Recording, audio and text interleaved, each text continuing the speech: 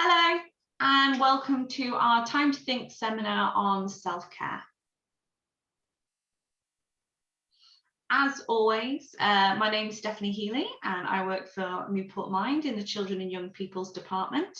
And I'm joined on for this session with my colleague Amy, who also works for Newport Mind in the Children and Young People's Department. So this seminar today is for parents, caregivers and family members. And we're going to be looking at the concept of self-care with a specific look at self-care in a parental role. So why is self-care important?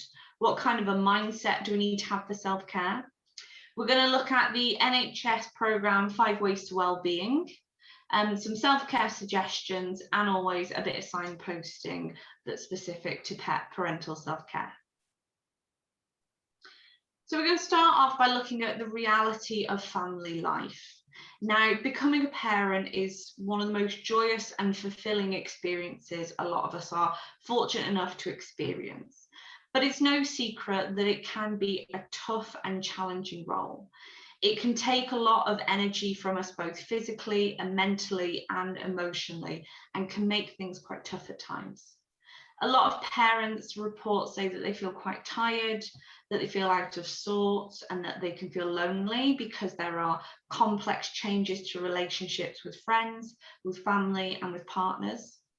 It's a huge responsibility and therefore comes with a lot of pressure. And it can be very difficult juggling and meeting the needs of family, work responsibilities, and those friendships. A recent poll in the United States showed that mums on average worked about 98 hours per week.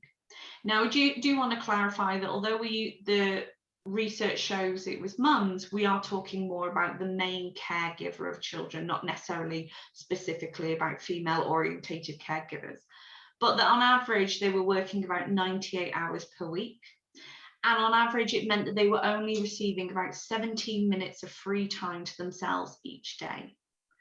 Now, for me, I would say that this statistic, these results are quite alarming and insightful into how parents are sort of dealing with their daily lives.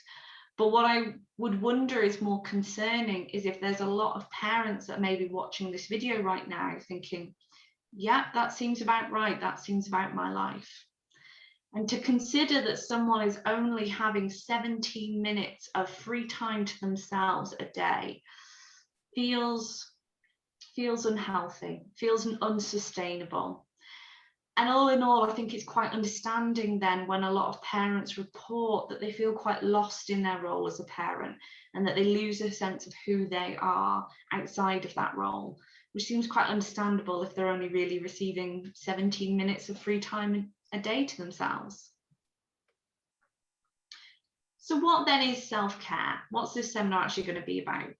Self-care is the practice of looking after your own well-being and health, and that includes your emotional, your mental, and your physical well-being. What self-care is not is that negative concept of self-indulgence or being selfish. And when I talk to people about self-care, that tends to be what people think. It's that quite extreme end of the spectrum. But actually what it is rather prioritizing our own needs of what is to look after ourselves, as well as prioritizing those of others. So why is self-care then important?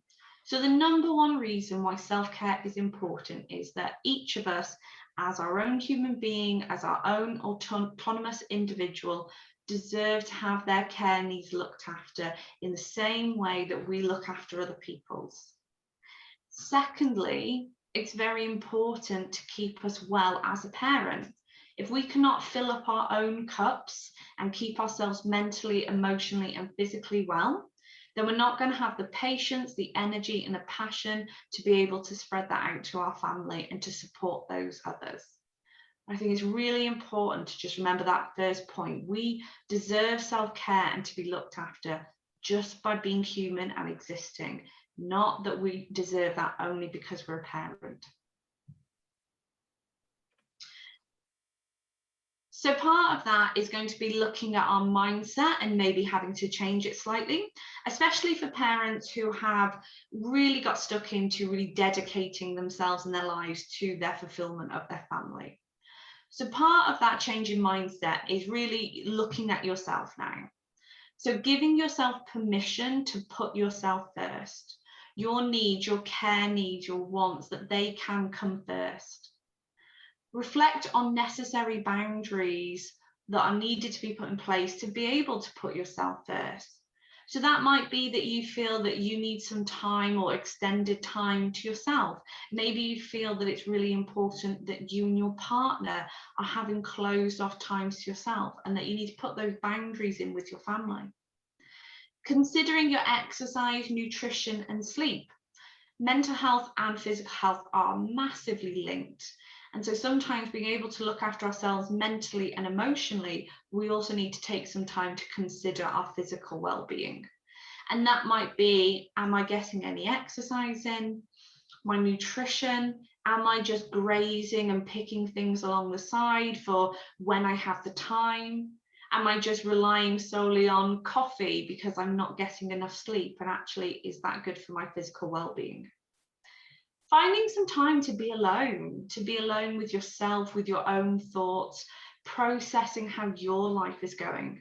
You might remember actually in the earlier slide, we talked about how being a parent can have an impact on your relationships. And actually, maybe you need some time to really process what's going on and how you feel about that. And practicing self-acceptance and being kind to yourself. Accepting that you are doing the best that you can, that perfectionism and being the perfect parent is an unrealistic goal, and actually your intentions are good and they are good enough. Something I also think a lot about when it comes to parenting is how we are modeling what it's like to be an adult for our parents, but we're also modeling what being a parent looks like to our children. And it is very likely that what we model to them as what being a parent is what then they will take on themselves when they become a parent in 20, 30 years' time. So I think it's worth taking the time to really, sorry, Amy. Whoops, sorry. So I think it's really worth taking the time to consider how I'm behaving as a parent. Is this what I want my child to then also adopt when they become a parent? If I am having no time for myself, if I am feeling very stressed and frazzled and I'm just not looking after myself, is that what I want my child to do when they become an adult and they become a parent? If your answering right now is no, then it starts with us. We need to be brave. We need to model, no, it is okay that as an adult, as a parent, I take time for myself, that I put boundaries in. Because what I'm teaching my children is that when you become an adult, when you become a parent, it is okay that you do the same. Great, thank you for that, Steph. So I'm going to talk a little bit now on the 5 ways to well-being. The 5 ways to well-being is an evidence-based, I suppose, suggestion of the ways that we can look after our well-being. It revolves around connect, be active, keep learning, give to others, and take notice. And I'm going to dive in here and talk a bit more about these things. So when we talk about connect, we really mean connect with other people, connect socially. There's a lot of evidence that suggests actually being in good relationships with friends or families or the wider community can help foster a sense of belonging, a sense of acceptance and our place in the world.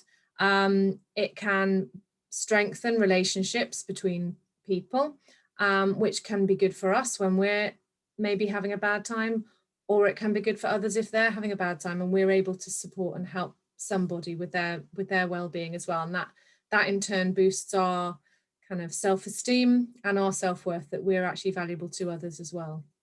It provides a chance for positive, fun experiences. So when we do schedule time to be with our family or arrange a day out with friends, actually we're creating positive experiences for us to take part in, which is part of that kind of boost to our well-being and how we feel about ourselves.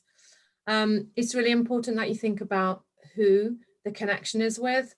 So those people who make us feel good about ourselves in a healthy way and who are interested in our well-being as we're interested in theirs are the people that we want to connect with. So sometimes we might need to think about if a relationship is healthy or not for us, and minimizing time with those people who we feel might be unhealthy for us. So we suggest things like scheduling time to be with family. It's not always easy to do that. A lot of families are very busy, lots of different competing demands and stuff happening that's already scheduled. But by just maybe taking a look at the weekly schedule, the monthly schedule, sometimes a little bit of time, even if it's just 10-15 minutes to sit down, have a cup of tea together, or half an hour to sit and have dinner, it can make all the difference that make people feel connected. So days out with friends, always good, or even if you can't do a whole day, an afternoon or a drink out with friends in the evening. Switching off the TV and internet. We're always on our young people to come off their screens, so we need to model that and do that ourselves as well. When we stop interacting with something else, then we open up chances for connection and discussion with others again. Sometimes phoning people, so those who are further away, actually reaching for the phone and having a proper conversation like we used to do, can be a really nice way to keep people in your life that mean something to you. And conversely, speaking to someone new, maybe that you keep seeing in your weekly routine, but you haven't actually said hello to, that can be really nice, make you feel like you're building your friendships and building your acquaintances. Having lunch with a colleague, so maybe someone who you know, but not so well, that can deepen and broaden the relationship. Visiting a friend or family member who you do know needs support as a boost to you and to them. And volunteering as well, which I'll talk a little bit more later. But often volunteering involves connecting with others, and that's a boost to them and therefore to us as well. And sometimes, even though we've got to get off our technology, other times it's helpful. Those video, text, chat apps can keep us connected with people, and a little text here or there, how are you going, or how was so-and-so the other day, can just make people feel appreciated, and you get that feedback, that positive feedback for you as well. Okay, so the next one is be active. By be active, we mean not necessarily having to do lots of vigorous sport or running or anything like that. If that's your thing, then fantastic. But for a lot of people, it's quite difficult to fit activity into a busy life and a busy schedule. We were never born to sit still. We were evolved to be hunter-gatherers, always moving around, doing something, catching prey, preparing stuff, making the dinner. And I've changed now, life has changed, and it's become much more sedentary. Stuff is done for us. And a lot of jobs are now desk-based. So we have to try and see how we can slot in those moments of activity in our daily lives. I'm trying at the moment just to make myself take a break. And when I do, to take just a 10-minute walk down the road and back. It's not long. I can just about afford that a couple of times a day. And actually it means I've walked for 20 minutes plus in my day. And all that sort of movement and activity is what we want to try and insert where we can. So the main thing is to find something you enjoy. So I enjoy walking, so it's not a chore for me to do that. And I'm trying to make that part of my life. For someone else, it might be yoga, or it might be the returning to a sport that you loved and finding that class again, a new class, or one that you're familiar with. So it's working out and trialing some things and how they fit in with your life. So we've mentioned going for a walk already. It's really useful if you can walk in the woods or in nature or near water, because there's something about being in the natural world that is like balm for our brains, and it just kind of really helps to make us feel de-stressed. Stuff like using the stairs rather than the lift, a little bit of just a lifestyle approach there means that you're building little bits of extra activity into your daily life without actually having to go to the gym or anything. So the message that anything that gets you moving is really good. Okay, and then we've got keep learning. So often I think when we leave school or when we get in a job that we know pretty well, we might think that we aren't learners anymore, and sometimes it's quite easy for people to feel like they're getting in a rut.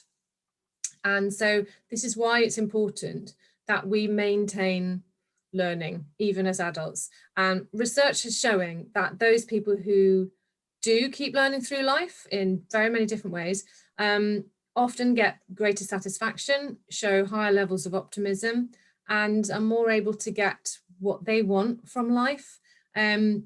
This also, like learning, also helps to manage and mitigate stress, because often the achievement that we feel from learning something new or from growing feeds into our self-esteem, how we feel about ourselves, and gives us that positive boost as well. So for me, I love cooking, even though I've got to do it most days. So for me, learning a new dish or cooking something new is actually quite stimulating. I really enjoy that. But it's something I have to do, so I haven't taken any extra time necessarily out of my day. You can do stuff like visiting galleries or museums and learning about particular people in history or a particular time period, or painters, things like that. It might be taking on a new responsibility at work, something that you haven't done, that you've been keen to learn for a while. It might be signing up for a course, it might be a language course or a music course, doesn't matter what.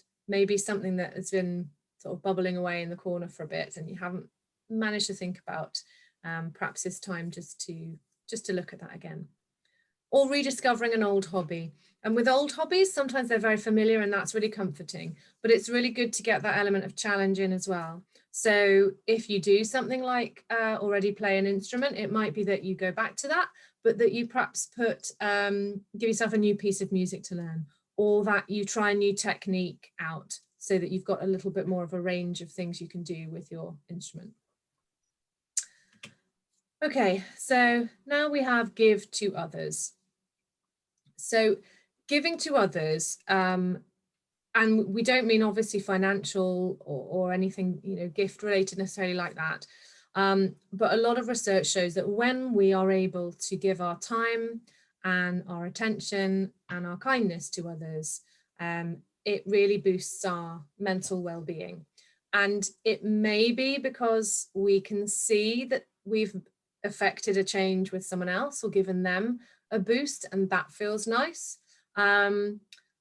It may be that actually the giving away element of, being able to be slightly selfless with your time is part of what makes you feel like a kind of purposeful human being, I suppose. It also, when we give to others, it creates that connection, that ability to connect again, which is one of the other 5 ways to well-being. So there's kind of a couple of things I think going on here which make it so important. So you can do something nice for someone else, a family member, a friend, or a neighbor. You could do something like bake a cake, clean their car if that's something that they value and they can't get to do anymore, or write someone a postcard if you don't get to see them very often, and sometimes something small like that can just brighten someone's day. You might want to volunteer. So we've mentioned volunteering before in the connection area. We can volunteer in very many different ways these days. So schools often, food banks, charity shops, Newport Mind takes volunteers as well. There are a whole host of places that, and hopefully as we manage and learn to live with COVID, there will be more opportunities for doing things like this in the community. But as we said, fostering those relationships and giving to people who maybe are not as fortunate as us is really good for both their and our mental well-being. And then lastly, we've got take notice. So you probably are familiar with the term mindfulness. There's a lot, I think, particularly in the last 10 years, that's sprung up around mindfulness and the value of mindfulness. One of those things scientists believe comes from the fact that when we focus on what's right in front of us in the here and now, then we are essentially cutting loose things in the past that we might regret or aren't proud of. And it's also freeing us from the worries of the future and the what ifs. And also by focusing on the moment and appreciating all the things that you've perhaps forgotten that you're grateful for, For instance, if you have all your limbs working and you're able to walk around, to put your own shoes on, if you have running water, things that we absolutely take for granted, that if they were taken away would massively influence our life and how we're feeling. And so sometimes actually by being mindful in that moment of all the things that we are able to enjoy, the small things, it's been shown that that element of gratitude really does help us to improve our mental well-being, to feel happier about where we're at and our lives in general. So when we take notice, we are using all our senses. We see things, we hear things, we touch them, we taste them, and we smell them.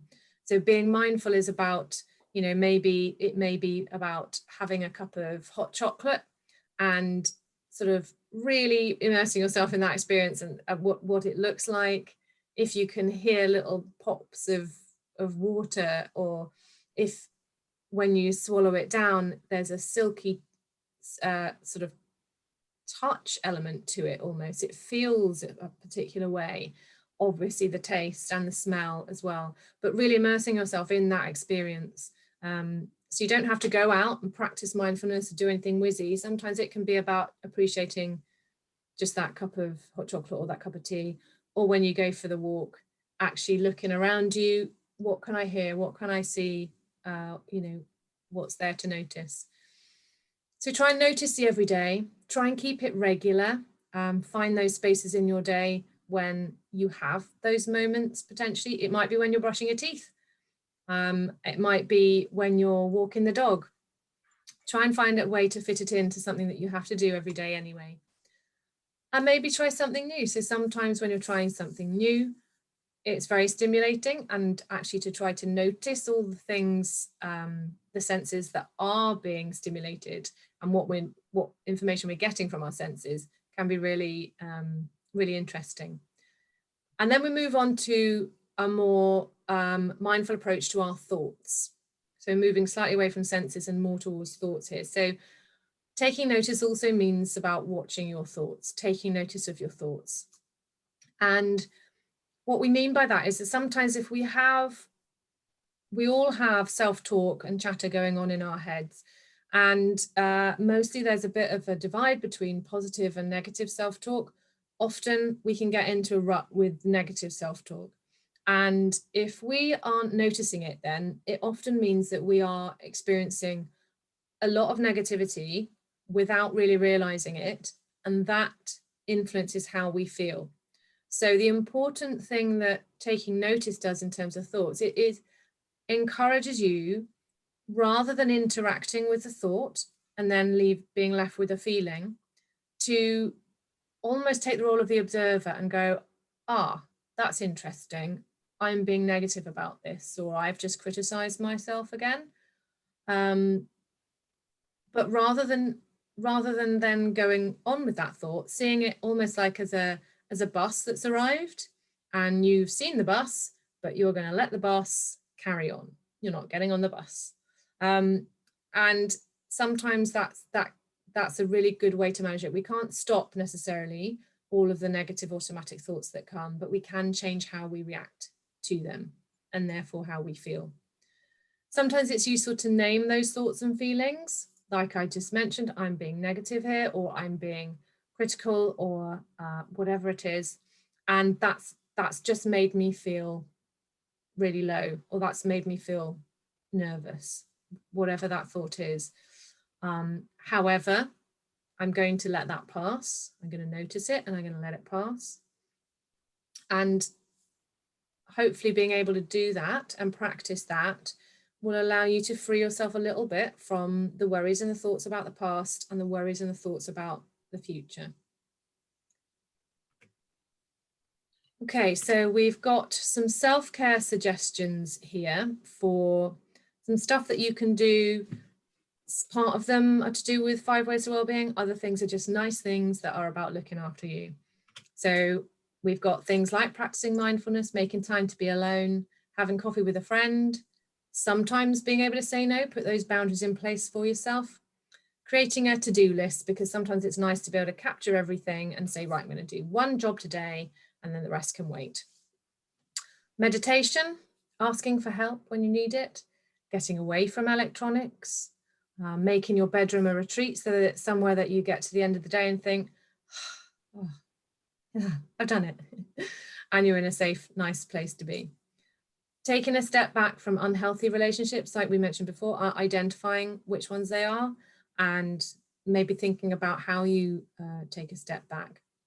Engaging your senses, listening to music, join a club, taking a break from social media, going for a walk, spending time in nature, journaling, so reflecting on your thoughts about the day, maybe finding those moments of gratitude, and spending time with your friends, with your family, and just sometimes on you and the things that you might want to do for you.